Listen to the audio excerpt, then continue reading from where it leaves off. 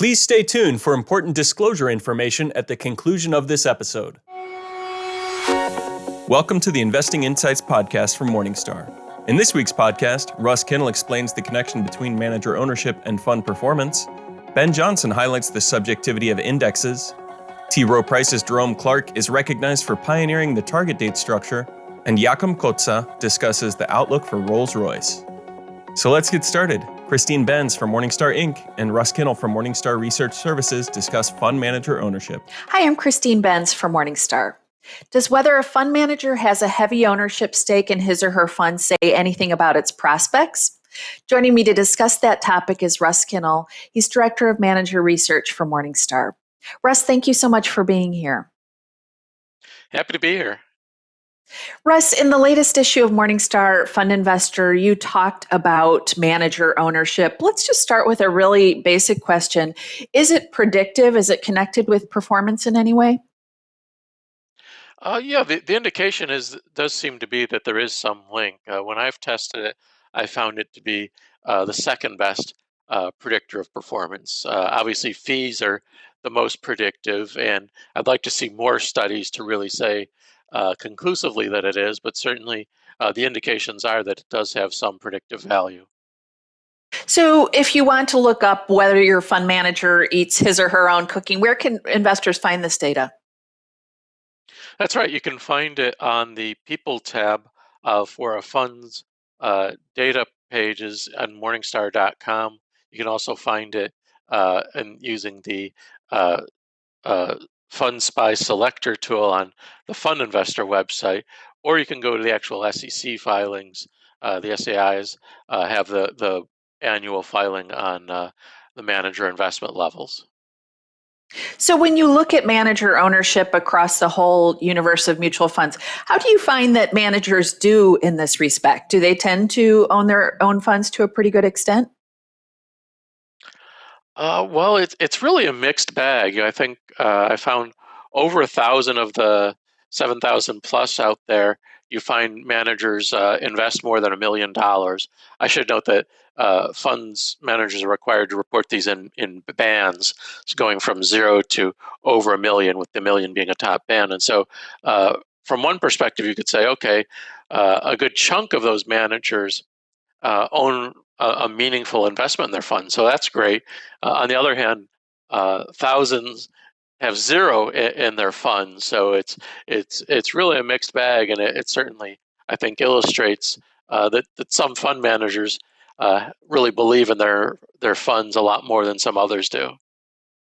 And one thing you note in the article is that this information isn't as telling as perhaps it could be. Let's discuss that. You note that these are really highly paid individuals, so even $1 million, even though it's a ton of money, might not be a lot to some of these people, right?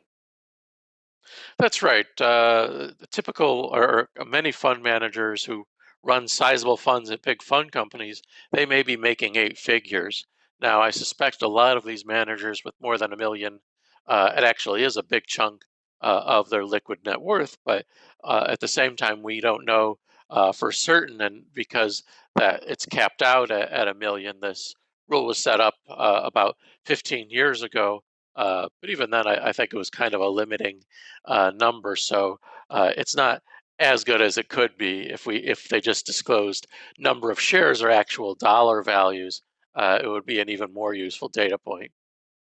So one thing you looked at in the article was looking at some sort of niche categories where one might not typically have a huge investment. So outside of large cap blend and intermediate term bond, you looked at some categories where investors tend not to own them in size, and if a manager has a big stake, you think that that's more interesting and potentially more noteworthy. So let's talk about one of those categories you looked at, short-term bond. What did you find there in terms of manager ownership? It's really a small percentage of managers who own their short-term bond funds in over $1 million, and you can understand why, right? The short-term bond fund is kind of ideally like maybe 5% or so of your portfolio, maybe 10 if you've got a big purchase coming up. But I understand why a manager wouldn't have $1 million or more in their fund. So it's about 15% of short-term bond managers cross that threshold, which is okay, but it's a small group that really has that commitment. Within that subgroup of short term bond funds where managers do have heavy ownership, are there any funds that we like? Any medalists there? Yeah, there are three that stood out to me. Robert Galuza, who manages the Silver Rated Fidelity Short Term Bond Fund, has more than $1 million of his own money in the fund. Tom Adamary, who runs Bronze Rated FPA New Income, has more than $1 million in his own fund. And at Baird Short Term Bond, which we rate gold, Mary Ellen Stanek and Warren Pearson both have more than $1 million in the fund. I really love seeing that commitment to something that's kind of a niche, and so for them to really step up, I think shows that they're committed to their funds. They believe in their funds. Another fund that you flagged is Vanguard Energy. You noted that it's not super typical for managers of sector funds to have heavy ownership. Here's one, though, where we do see significant manager ownership in that sector specific fund.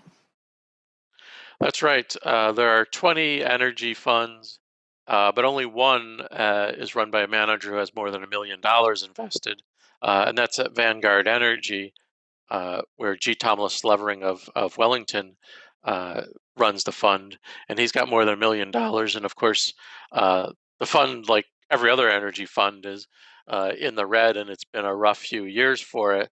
But I think if you do own that fund, certainly you have to appreciate that the manager is there with you and believes in it.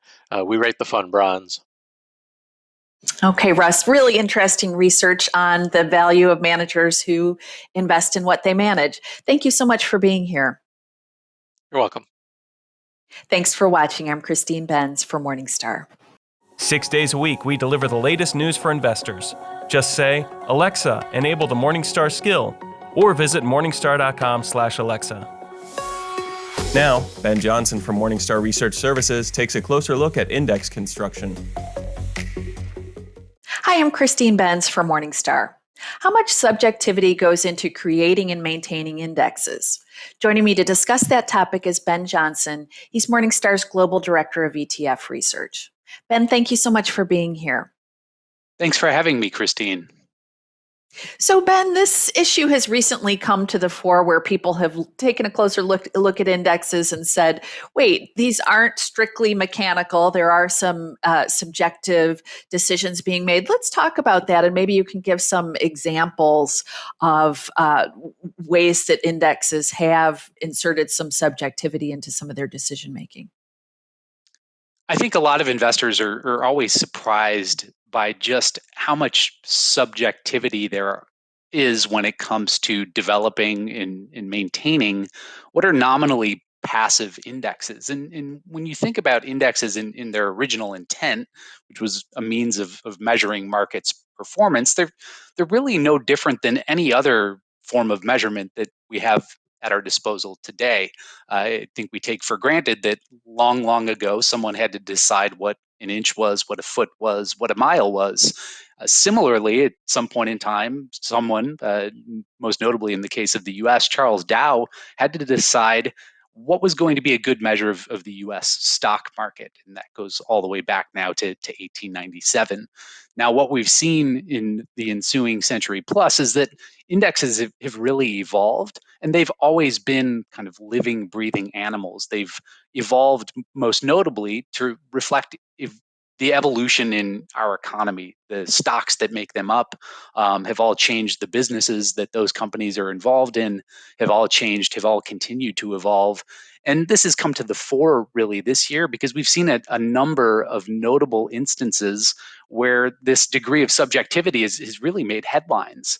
Earlier this year, notably, a number of major index providers decided to actually postpone their regularly scheduled rebalances, which is something that investors have come to expect to happen like clockwork. Now, this was made in light of the extreme volatility that we saw, it was done in an effort to really protect investors from, in some cases, for index fund investors and ETF investors, having to trade in an environment where it was very costly to do so. We've seen other more recent examples, I think notably some headline changes in the Dow, where you saw one constituent, ExxonMobil, that had been part of that index for nearly 100 years get kicked out. And you saw more sort of recent additions, Salesforce.com, notably, is a new ad. So indexes is a measure of what's going on in the market around us. Are, again, they're living, breathing creatures. They'll continue to evolve. They have to, I think, continue to evolve too, to reflect investors' opportunity set and how that's evolved. So within emerging markets, for example, in recent years, we've begun to see major benchmark providers include more constituents from the onshore Chinese equity market, Chinese A shares, which was an opportunity set that for many global investors had either been off limits or only accessible through other means that were often the exclusive domain of institutional investors. So now an investor in the US in a broadly diversified emerging markets ETF gets access to Chinese A shares, which had formerly been the exclusive domain of very large institutional investors. So it's just another example of how indexes will and have continued to evolve over time. So, as an investor in exchange traded funds or index funds, what do I need to know about how a fund goes about, or how an index goes about making these decisions on my behalf? Well, it really varies on an index manufacturer by index manufacturer basis. So, in some cases, there are very clear rules that dictate the composition of the index. In other cases, there's a degree of subjectivity. Certainly, that is the case in the example of the S&P Dow Jones indices family of benchmarks, whereby a committee has ultimate say over the composition of those benchmarks, additions and deletions. Now, I think it's important to put this in perspective, too, that in virtually all cases, these are very broad benchmarks. These decisions, while they may seem very meaningful at the time, so the decision, whether to add or not to add Tesla to the S&P 500, for instance, it makes for interesting headlines, but over a long period of time, really is going to be a blip in one direction or another from the point of view of an investor who might be investing in an index mutual fund or ETF that's underpinned by the S&P 500. I think it's also important to understand that at the margin, there are costs involved in changing the composition of a benchmark. And what we've seen recently is many of these index manufacturers, as more and more investors have sort of gravitated towards indexing, as index funds globally have gotten ever bigger, have tried to lessen their footprint on the market when it comes to implementing their trades. So, notably in the case of the Vanguard Total Stock Market Index Fund, which now has nearly $1 trillion in assets under management, that underlying index underwent a change whereby it went from rebalancing all in one day to rebalancing over a 5-day period, again to lighten its footprint on the markets, as the heft of money that is ultimately trying to follow that index has gotten greater and greater over time.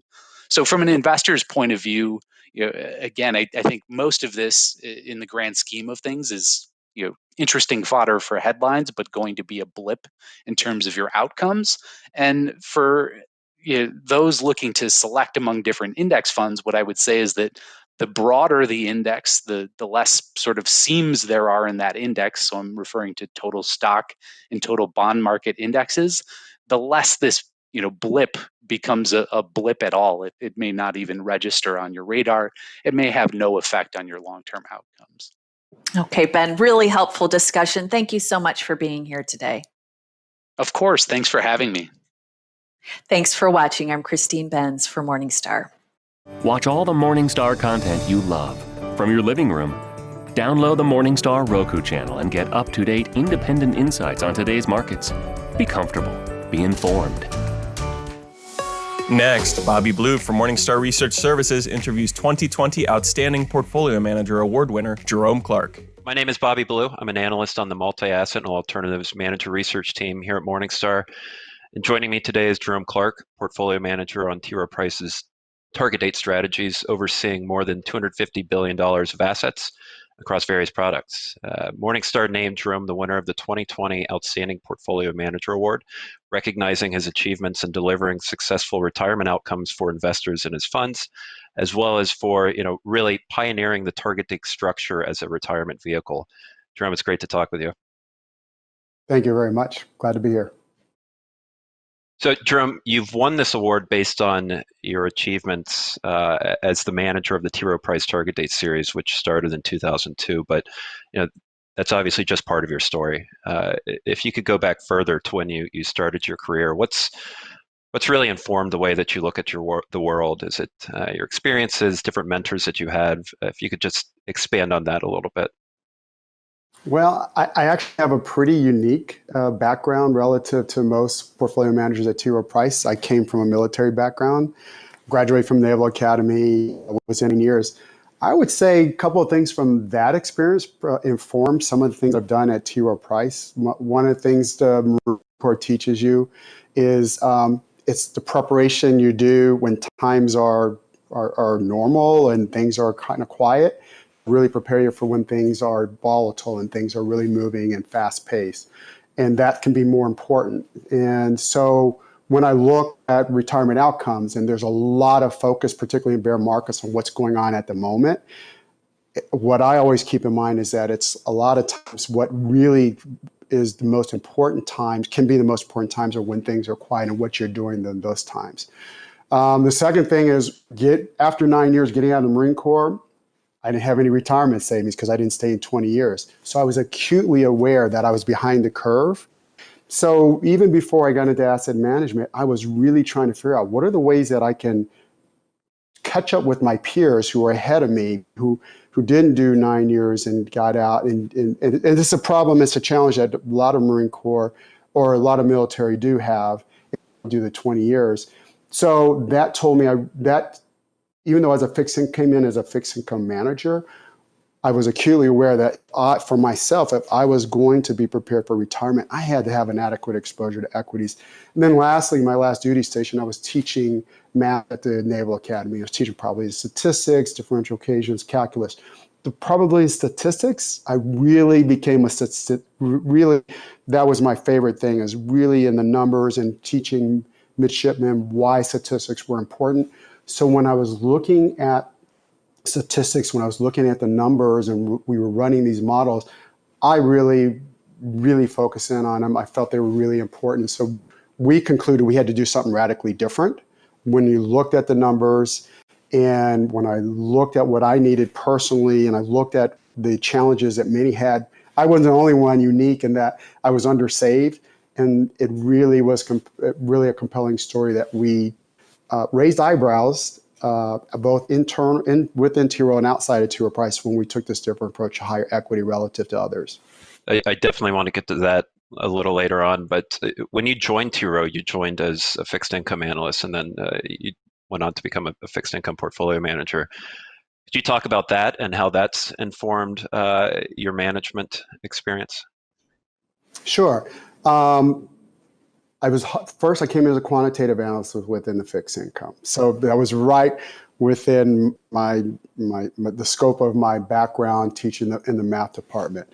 And then became the fixed income manager. So working on the fixed income side really gave me a good understanding when I moved into asset allocation of the benefits of the fixed income components. And a lot of investors out there, when you look at it, there's a lot of, we call it barbell. They're in cash or in equities. Bonds are a little bit more mysterious. And so because of that, a lot of individual investors avoid it. Having that in my background, and that really gave me an understanding of what the benefits fixed income would bring into an asset allocation portfolio. And so that helped inform me when I moved into that arena, into looking more holistically, not just within fixed income, but paying attention to international markets, equity markets, and fixed income markets. Maybe now, if we could go back to the period that you took over the target date funds in 2002. At that point, they were a relatively small part of the market, kind of a niche product. T. Rowe was one of just a few providers in the space. I'm just curious your thoughts on when you started out, did you foresee the success of these products? Did you see something inherent in them that led you to believe that you would one day be overseeing a $250 billion plus franchise? Well, it was shocking the success that we had. What got me interested in this product area was first my experience with college savings plans. By the time I had launched college savings plans, and what I noticed is that when we built these, I'll call them target dates, but for college savings versus individual offerings, what I noticed is about 70% of individuals were investing in this asset allocation product that kind of packaged everything for them versus trying to figure out how to save for college for their children with the individual components. That got my attention as, well, what's going on in the retirement world? And when I looked into that, I saw, as you indicated, there were a small sliver of assets and providers that were providing target dates. But I was convinced, given what I was seeing on the college savings signs, that it would be applicable to retirement, if not more applicable on the retirement side. I made the case to management. What I assured them of is that I felt we could really, in 5 years, if we could do 2 million, and if we were lucky, we could even do 5 million. Well, 5 years later, we were at 30 billion, and that was just after PPA was passed, and that's when we really took off. But we were already 6 times what I thought the most we could get. So it was a shock to the company. It was a shock to me, a pleasant one indeed. What's driven their success, do you believe? Right. So I'd say there were 3 things, and it's one, it resonates with sponsors. It resonates with plan sponsors because it addresses a lot of the challenges that they've had getting participants to invest in the right way, and which can be pretty challenging given that plans have tended to be hands off. And what plan sponsors were finding is that they needed to be more hands on and automate things for them, make it easier for the participants. And once these products are introduced into the 401k plans, what plan sponsors found is it really resonated with participants.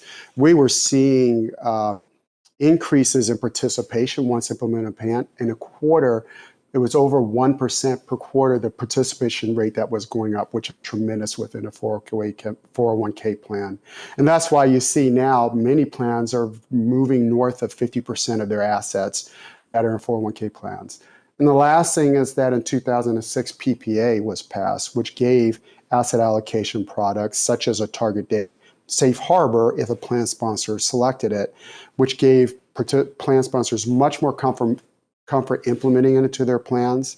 And as I said, once they did that at a much higher rate, participants really adopted them in a high manner, which drove the asset growth that you see. One of the hallmarks of your tenure as portfolio manager and really the T. Rowe Price Target Date series is the amount of equity exposure that this series takes really across all points of the glide path relative to industry peers.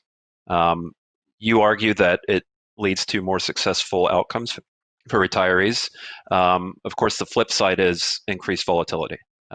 You've navigated the fund through some pretty dramatic periods, 2007, 2009, and now again during the coronavirus crisis. At any point, did you have reservations about those changes? And it goes back to what the discussion about what the Marine Corps taught me. It's like pay attention as much to when things aren't volatile as when they are volatile. And so what we find, and it's pretty compelling evidence is in the modeling, is that if you're outcome driven, and that's the one thing that we did differently, I think, at the beginning, I think most target date providers are focused on outcomes, is that we were focused on long-term outcomes. And when you looked at that, it was a really compelling argument that you needed an adequate exposure to equities. That being said, volatility does matter. in these down markets, we understand the challenges of staying the course.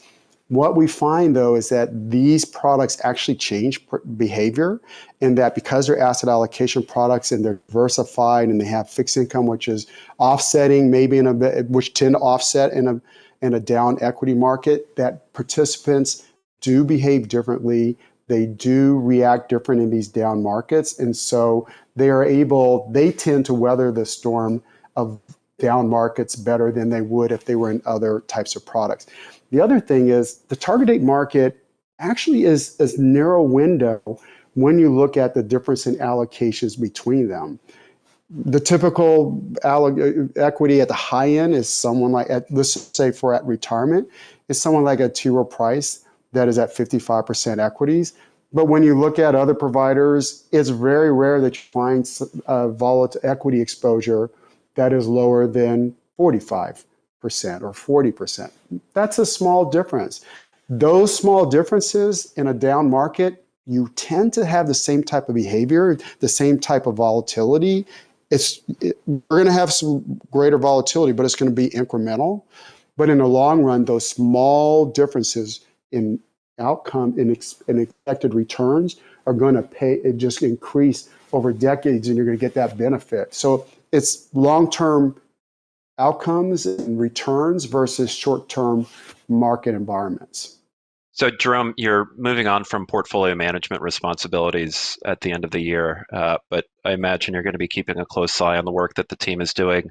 What do you view as the next frontiers in target date investing? I'm excited about the new role. It's more on strategic initiatives, and I've turned the reins over to Wyatt Lee, which I'm very excited about. He's been working with me for 15 plus years, been my partner in crime when it comes to managing the target date products.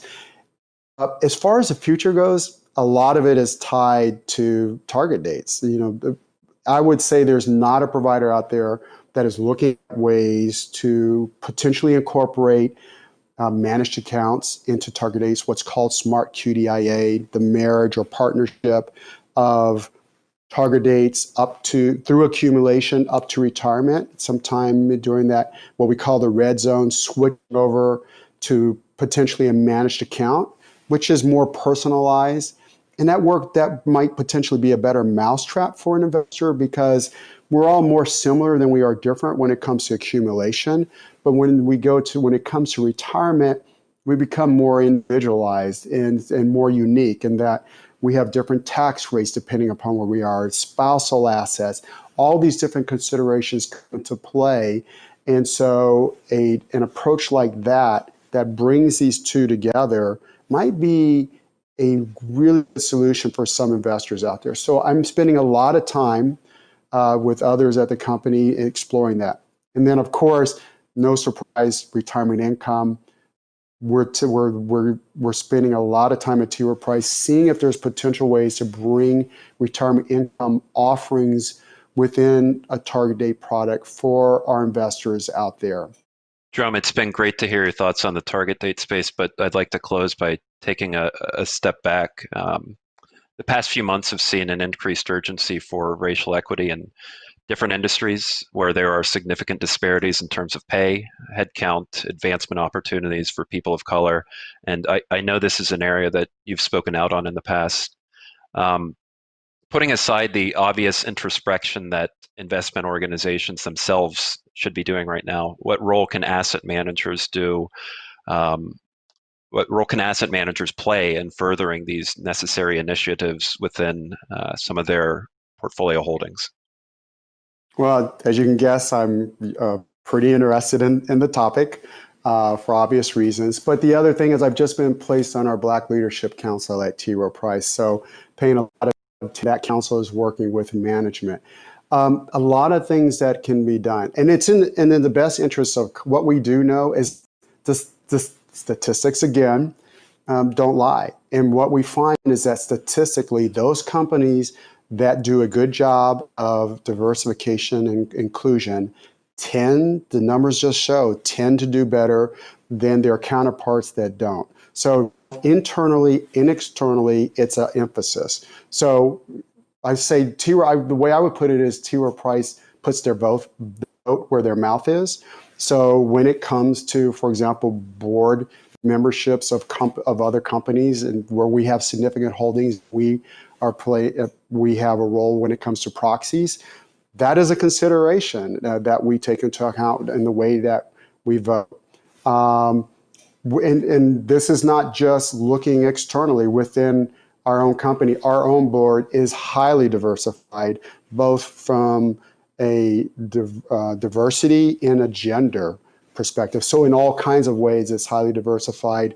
So we're putting our mouth where our money is, and we're putting our vote where our monies are. Jerome, thanks for your time this afternoon. It was great speaking with you. And again, congratulations on the award. Thank you very much. And lastly, Holly Black from Morningstar UK and Joachim Kotze from Morningstar Research Services look at the prospects for Rolls-Royce. Welcome to Morningstar. I'm Holly Black. With me is Joachim Kotze. He's an analyst at Morningstar. Hello. Hey, Holly, how are you? I'm good. So you have had a busy time looking at Rolls-Royce. There's been a lot happening with this company lately, and it recently announced a capital raise. Do you want to just catch us up on what's going on? Yeah, Holly, as you know, with many of the planes grounded and air traffic down by more than 50% compared to pre-pandemic levels, a lot of the airline customers are either deferring or canceling orders for new aircraft. To match this lower demand environment, Boeing and Airbus have both dramatically cut their production schedules, which reduces demand for Rolls-Royce's wide-body aircraft engines. As a result, recently Rolls-Royce, they downgraded the new engine delivery outlook to about 250 units per year from nearly 600 units previously. Also, the company doesn't expect to generate any positive fleet cash flow until about 2022, which is going to be a big drain on the group's liquidity and balance sheet. To address the liquidity shortfall, the group announced a dilutive 10-for-3 rights issue to the tune of about £2 billion and is looking to raise an additional £3 billion in debt. So for investors, when a company does this, it basically reduces the number of shares they hold and the stake they have in the business.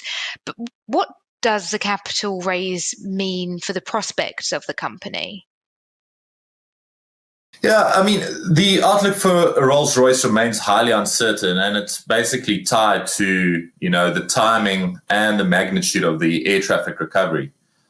Which according to IATA, the industry body, is not expected to reach 2019 levels until 2024. We do, however, believe that the additional liquidity that Rolls-Royce is raising buys the group some time, and it will give it some breathing room to focus on right-sizing the business for the current low demand environment, and also to dispose of some of the earmarked assets in a more orderly fashion and not head into a fire sale. One must remember that Rolls-Royce still has key engine technologies which cannot be easily displaced. And, we believe the group should benefit over the longer term from an accelerated replacement cycle as airlines use this opportunity when things normalize again to perhaps modernize their fleet to less, or more environmentally friendly fleet. So Rolls-Royce is one of the biggest, if not the most well-known names in this sector. People might see it as sort of a bellwether for the rest of the industry. So what does this mean for some of its competitors? Yeah, it's a good question. If we look at the two main competitors in the European space under our coverage, Safran and MTU Aeros, they both entered the pandemic with healthy balance sheets and solid profitability, so no higher margins. And that gives them a bit more of a cushion to weather the storm ahead. It doesn't mean that things are going to be easy, but they just have a little bit more of a headroom. We believe Safran, the French aero engine maker, offers the best risk-adjusted upside. That is because they have a relatively young fleet, and thus they face a lower aircraft retirement risk relative to peers. The other thing is the group also expects to remain cash flow positive for the full year, which is quite a feat given the current circumstances. The other competitor, MTU, I think they've got an opportunity to continue to take market share in the MRO, which is the maintenance space, by deploying their low-cost operations and superior engineering expertise. But their upside leaves little room for disappointment. And lastly, if you just circle back to Rolls-Royce, we think, despite the value and the share price that is down so much, I think that, the company still has too many internal execution risks and a lot of external market uncertainties. And we would suggest that investors take a wait-and-see approach for things to get a little bit better before committing to the stock. Joachim, thank you so much for your time. For Morningstar, I'm Holly Black. That does it for this week's Investing Insights podcast from Morningstar. We hope you have enjoyed our program and we welcome your feedback. Please send your comments and questions to podcast@morningstar.com. From everyone here at Morningstar, thanks for listening. This recording is for informational purposes only and should not be considered investment advice. Opinions expressed are as of the date of recording. Such opinions are subject to change. The views and opinions of guests on this program are not necessarily those of Morningstar Inc. and its affiliates. Morningstar and its affiliates are not affiliated with this guest or his or her business affiliates unless otherwise stated. Morningstar does not guarantee the accuracy or the completeness of the data presented herein. The podcast is for informational purposes only and should not be considered tax advice. Please consult a tax and/or financial professional for advice specific to your individual circumstances. Morningstar Research Services, LLC is a subsidiary of Morningstar Inc. and is registered with and governed by the U.S. Securities and Exchange Commission. Morningstar Research Services shall not be responsible for any trading decisions, damages, or other losses resulting from or related to the information, data analysis, or opinions or their use. Past performance is not a guarantee of future results. All investments are subject to investment risk, including possible loss of principal. Individuals should seriously consider if an investment is suitable for them by referencing their own financial position, investment objectives, and risk profile before making any investment decision.